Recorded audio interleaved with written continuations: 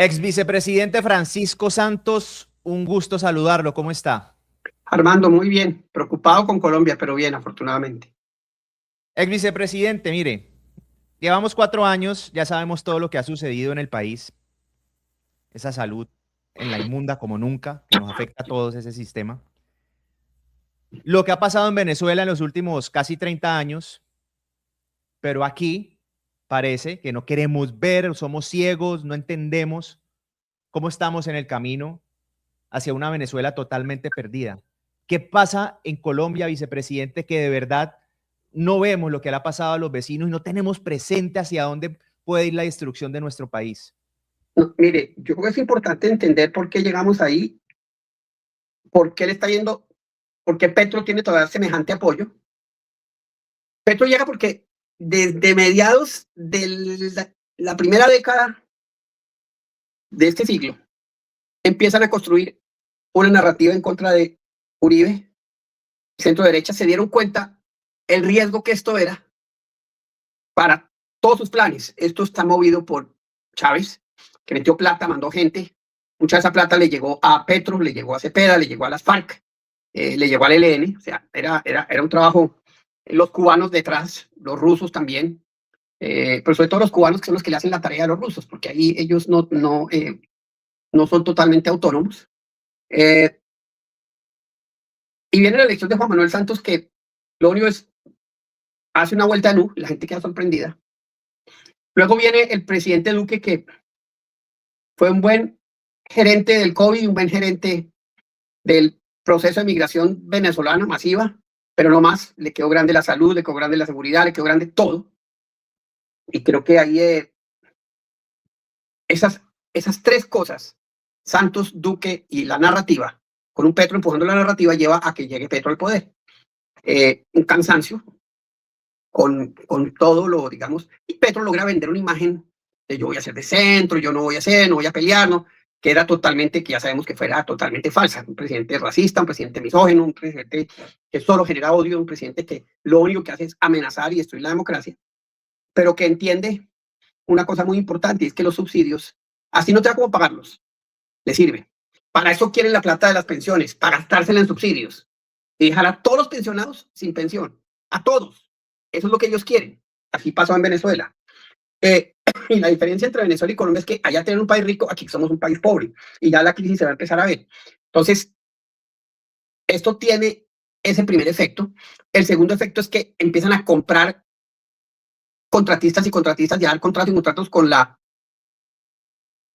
una condición: ustedes tienen que apoyarnos y tienen que apoyar a CPA y tienen que apoyarnos. O sea, no es que sea un contratista para hacer X o Y, sino para hacer lo que yo quiero que me sirva. Y ese es todo un nuevo sector que también empieza a recoger recursos y también le está yendo mejor. Y esos dos sectores son los que logran que Petro hoy tenga 30-35% de favorabilidad, de pronto un poquito más. Petro muy inteligentemente mueve una narrativa de odio, una narrativa de no asumir ninguna responsabilidad por todo lo que está pasando, pero sí crear esa polarización donde dice: a mí no me dejan hacer lo que yo quería hacer por ustedes, que es falso. Y así llegamos a esta campaña. Lo triste y lo difícil es que la oposición no logró construir una narrativa contraria, no logró tener una narrativa propia, todavía se la pasa defendiendo. Creo que la única que ha logrado empezar a construir algo distinto es Paloma, cuando escogió a Juan Daniel de candidato a la vicepresidencia. Entonces dijo: sí, esta es una derecha que incluye, un centro derecha que incluye, aquí cabemos todos, aquí queremos ser distintos a lo que es Petro, que es que allá solo caben unos, o lo que es Abelardo, que es allá solo caben otros. Entonces, estamos en ese dilema, y eso es lo que está pasando. ¿Cómo será que no tenemos narrativa, que no le hemos podido decir a todos los colombianos humildes: ustedes son los que más van a pagar el pato? Miren lo que pasó en Venezuela. Debería estar en las redes y Facebook y WhatsApp inundado de mensajes: oiga, yo fui un venezolano, yo tenía un almacencito, yo trabajaba, yo tenía una pensión, hoy no tengo pensión, hoy no tengo almacencito, no tengo empleo, me tocó salir corriendo de Venezuela y me estoy muriendo de hambre y estoy viviendo peor. Nunca tuvimos eso para hacerlo, nadie lo hizo. Yo duré 3 años detrás de los empresarios colombianos diciéndoles: por Dios, no estamos entendiendo que ellos piensan distinto. Entonces, parte de lo que está pasando es responsabilidad nuestra también. Ex vicepresidente, ¿cómo podemos comparar? Usted creo que ha hecho algo, un recorrido a lo largo de la historia que es fantástico Pero ¿cómo podemos comparar la situación que está viviendo Colombia en estos momentos a la que vivió Venezuela en su momento? Ya sabemos que el país está totalmente destruido lastimosamente, pero ¿qué hecho puntual podemos comparar que uno haya dicho, mire, Armando, es que acuérdese que en Venezuela ocurrió esto, tal cual y como ha ocurrido en Colombia en este momento? Bueno, en estos años, pues. Pues mire, lo primero que hicieron fue destruir la industria petrolera, que allá les daba todo. Aquí están acabando con el Ecopetrol. Ecopetrol era una fuente de ingreso del Estado grandísima, ya no lo es. Y lo corrompieron absolutamente y están destruyendo a Ecopetrol como destruyeron PDVSA. Ese es el ejemplo más claro de lo que está pasando y de las similitudes. Lo segundo, están acabando con la separación de poderes. Aquí no han podido todavía. Lo tercero, gastan y gastan y gastan a sabiendas de que todo ese gasto después no hay cómo pagarlo. Aquí están gastando tanto y no hay cómo pagar. Tomar esa decisión del salario mínimo les sirvió muchísimo, muchísimo, porque es que ellos no piensan en el mediano plazo, ellos no piensan en el largo plazo, ellos piensan en el mañana.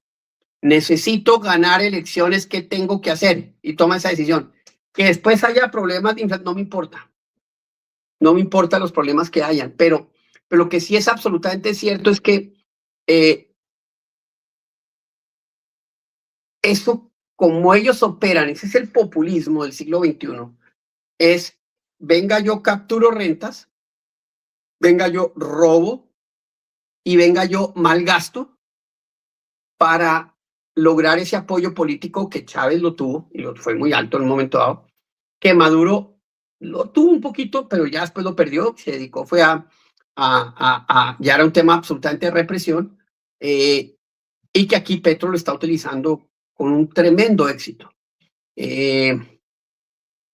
Lástima que muchos de los empresarios con los que yo hablé, muchos del Valle que dijeron, no, que nos vamos a meter en eso, pues puedan ver el riesgo de su futuro absoluto con la llegada de Iván Cepeda, que no les quepa la menor duda, para mí es el fin de la democracia.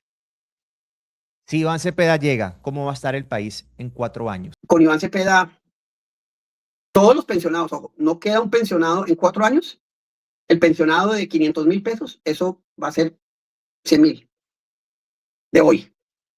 En 4 años, esos 100 billones de pesos de pensiones van a desaparecer, se los van a gastar, se los van a robar, se los van a gastar. En estos 4 años, digo que vamos a estar en un default de deuda, vamos a tener cómo pagar la deuda. En estos 4 años vamos a estar yo diría que al final de los 4 años en una hiperinflación o una inflación desbordadísima. Y eso, ¿a quién perjudica? A los más humildes. Perjudica a los más pobres que no tienen cómo defenderse. Pero muy bien Chávez lo dijo, Petro también, Lula también. A nosotros nos interesa, esto lo dijo Petro y lo dijo Chávez y lo dijo Lula. A esta izquierda le interesa que los pobres sigan siendo pobres, porque ellos son los que votan por nosotros.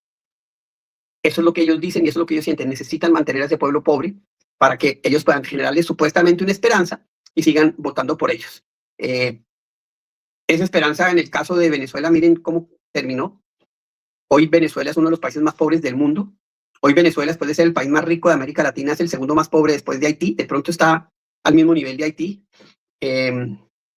Hoy Venezuela es un cáncer de violencia, de narcotráfico, de corrupción y de pobreza que contagia a toda América Latina. El pobre se vuelve más pobre. Porque pero no, Armando, no más, muchísimo más. Muchísimo más pobre. Ya no puede sobrevivir. Es que los 8 millones de venezolanos que salieron, 3 de los cuales están acá, ya no tenían con qué comer. Eso es lo que les va a pasar a muchos de los que hoy dicen Petro y Cepeda. FECODE se va, FECODE, todos esos profesores van a acabar como acabaron en Venezuela, que le pregunten a sus colegas en Venezuela cómo están y cómo acabaron, van a acabar muriéndose de hambre o limpiando baños en otro país. Mire, querido amigo pensionado, si llega Cepeda, olvídese su pensión. Si usted se muere de hambre. Por eso trabaje con todos sus amigos pensionados, con todos los conocidos que viven de la pensión, con los hijos que ven que su papá está por lo menos y su mamá teniendo pensión, que si votan por Cepeda,